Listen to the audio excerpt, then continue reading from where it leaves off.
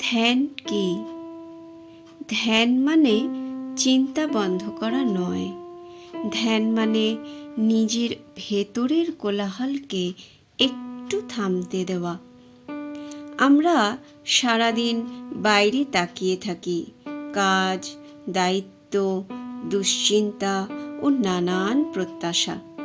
ধ্যান আমাদের শেখায় একটু ভেতরে ফিরে আসতে। ধ্যান আমাদের কেন করা উচিত?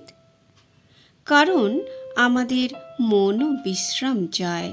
যেমন শরীর ক্লান্ত হলে ঘুম দরকার, তেমনি মন ক্লান্ত হলে দরকার ধ্যান। ধ্যান কিভাবে সাহায্য করে? নিয়মিত ধ্যানে মন শান্ত হয়, দুশ্চিন্তা কমে, শ্বাস ধীরে আসে, নিজের সঙ্গে সম্পর্ক ভালো হয়। ধ্যান কোনো ধর্ম নয়, ধ্যান কোনো কঠিন সাধনাও নয়।